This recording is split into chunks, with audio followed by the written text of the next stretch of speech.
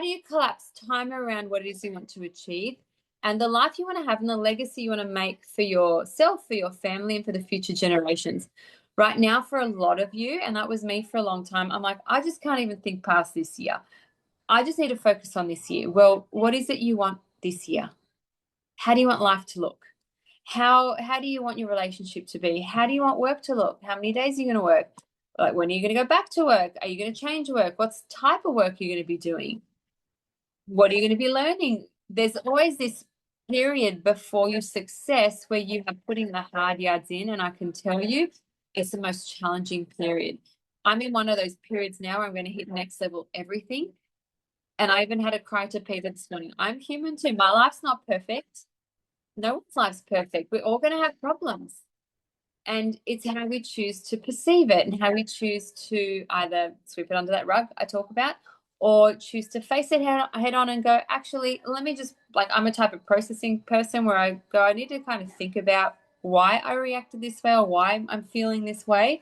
I don't have that instant response on the words to come out. For some of you, might be fortunate enough where you have the instant response to go, oh my gosh, that's not working. Like, I wish I was someone who could speak up immediately. I'm like, oh damn, I wish I'd said this 12 hours ago. That's how I am. So confrontation can be very uncomfortable for many of us, but it's got to happen. And the first person you have to confront is you.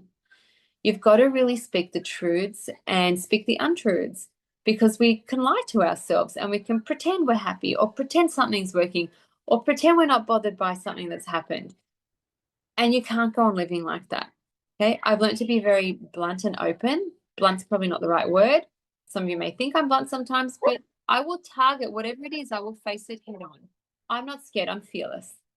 What will be, will be. Like, these are the cards you handed. Great. Let's change them. Let's change the deck.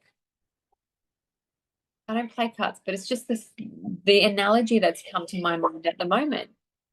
Now, what is it you need to face right now that you haven't resolved, or that's been lingering, or a conversation you've needed to have with somebody, because they're not fun, because we know some people are going to react in a way that's going to really trigger us and set us off.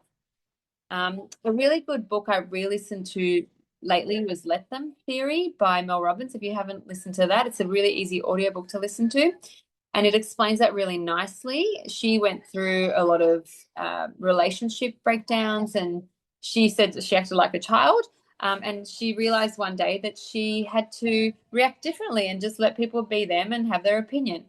That's been my philosophy for a long time. So it's just an easy book. I thought, I'm just going to listen to it. And over a couple of days, I listened to it again.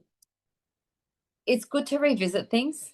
It really is. And to really focus on, well, when you get that niggle, that little question mark or that curiosity to look into something, I need you to do it.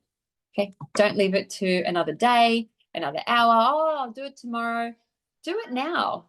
Yes, you've got to be organized. Yes, you've got to have certain apps available. Yes, you've got to have maybe some subscriptions available, or be organized enough to have purchased a book and have it ready for you, or at your bedside table and not stuck on a bookshelf, because even that step you can hinder you and you don't actually do it.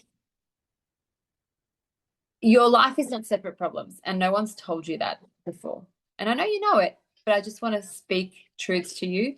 It is a conglomerate of different problems that all really are one problem. And we know, and you know it's coming, it all stems from you. Is it even a problem, or are we perceiving it as a problem? Now, if you're feeling unproductive, well, why? Did you stay up late last night? Did you not eat well? Did you over exercise and you're exhausted and your muscles are hurting? Or did you overwork and your body's aching?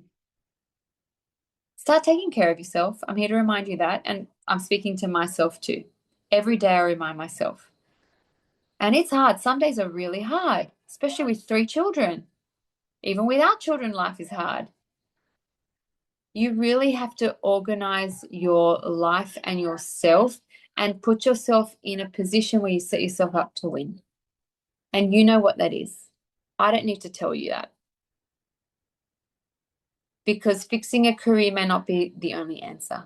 Fixing or mending a relationship may be part of a lot of the answer, because there's a lot of mental load, having conversations. Your health, That's the biggest thing. And one of Andy Elliott's biggest beliefs is, and this is where it was really interesting because I'd never kind of really focused on me and my health. Losing 17 kg now, and I'm putting on more muscle. So that's my goal. You've got to get yourself healthy and fit.